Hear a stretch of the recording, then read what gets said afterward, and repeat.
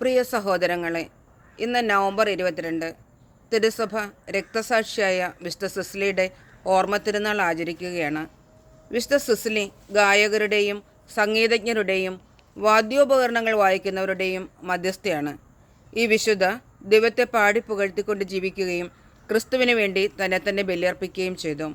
വിശുദ്ധ സിസിലിയെ സ്മരിക്കുമ്പോൾ നമ്മുടെ ദേവാലയത്തിൽ ഗാനശുശ്രൂഷ ചെയ്യുന്ന സഹോദരങ്ങൾക്ക് നന്ദി പറയുകയും ഇവർക്ക് വേണ്ടി വിശുദ്ധ സിസിലിയുടെ മാധ്യസ്ഥം അപേക്ഷിച്ച് പ്രാർത്ഥിക്കുകയും ചെയ്യാം. അതോടൊപ്പം എല്ലാ സിസിലി നാമധാരികൾക്കും ആശംസകൾ നേരുകയും ചെയ്യുകയാണ്. വിശുദ്ധ ലൂക്ക എഴുതിയ സുവിശേഷം 19 അധ്യായം 47 തിരുവചനം. അവൻ ദിവസവും ദേവാലയത്തിൽ പഠിപ്പിച്ചിരുന്നു. മർക്കോസ് 14 അധ്യായം 49 തിരുവചനം. ഞാൻ ദിവസവും ദേവാലയത്തിൽ പഠിപ്പിച്ചുകൊണ്ട് നിങ്ങളോടുകൂടി ഉണ്ടായിരുന്നു. എല്ലാ സുവിശേഷകന്മാരും ഇതുതന്നെ പറയുന്നുണ്ട്. അപ്പോൾ നമുക്ക് മനസ്സിലാകുന്നത് ഈശോ ദിവസവും ദേവാലയത്തിൽ പഠിപ്പിച്ചിരുന്നു എന്നതാണ്.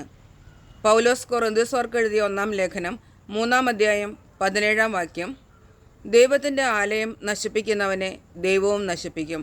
എന്തെന്നാൽ ദൈവത്തിൻ്റെ ആലയം പരിശുദ്ധമാണ്, ആ ആലയം നിങ്ങൾ തന്നെ. അപ്പസ്തലൻ ഇപ്രകാരം പറയുമ്പോൾ നമുക്ക് മനസ്സിലാകുന്നത് നമ്മളിലിരുന്ന് ഈശോ നമ്മെ തന്നെ പഠിപ്പിക്കുകയാണ് എന്നാണ്. ഇതിനായി നമ്മളാകുന്ന ദേവാലയത്തിൽ ഈശോയ്ക്ക് പ്രവർത്തിക്കാൻ പറ്റിയ അവസരം നമ്മൾ തന്നെ ഉണ്ടാക്കി കൊടുക്കണം. വിശുദ്ധ സിസിലി വളരെ സുന്ദരമായിട്ടാണ് അത് ചെയ്തത്. എഫേസോസ് 5:19 സങ്കീർത്തനങ്ങളാലും ഗാനങ്ങളാലും ആത്മീയ ഗീതങ്ങളാലും പരസ്പരം സംഭാഷണം ചെയ്യുവിൻ, ഗാനാലാപങ്ങളാൽ പൂർണ്ണ ഹൃദയത്തോടെ കർത്താവിനെ പ്രകീർത്തിക്കുവിൻ. ഈ വചനപ്രകാരം നല്ല സംഭാഷണങ്ങൾ ഉണ്ടാകട്ടെ. അത് ഈശോയ്ക്ക് പ്രവർത്തിക്കാൻ പറ്റിയ സാഹചര്യമുണ്ടാക്കും. പരിശുദ്ധ കന്യകാമറിയം നല്ലൊരു ഗായികയായിരുന്നു. മറിയത്തിൻ്റെ സ്തോത്രഗീതം മറിയത്തിൻ്റെ പാട്ടാണ്. വിശുദ്ധ അഗസ്റ്റിൻ പറയുന്നത് 1 പ്രാവശ്യം പാടുന്നത് 2 പ്രാവശ്യം പ്രാർത്ഥിക്കുന്നതിന് തുല്യമാണെന്നാണ്. അതിനാൽ നമുക്ക് മാതാവിനോട് പ്രാർത്ഥിക്കാം, ഞങ്ങൾക്കും പാട്ടുപാടി സങ്കീർത്തനങ്ങൾ ആലപിച്ച് കൃപ വർദ്ധിപ്പിക്കുവാനുള്ള അനുഗ്രഹം തരണമേ എന്ന്. പ്രാർത്ഥന.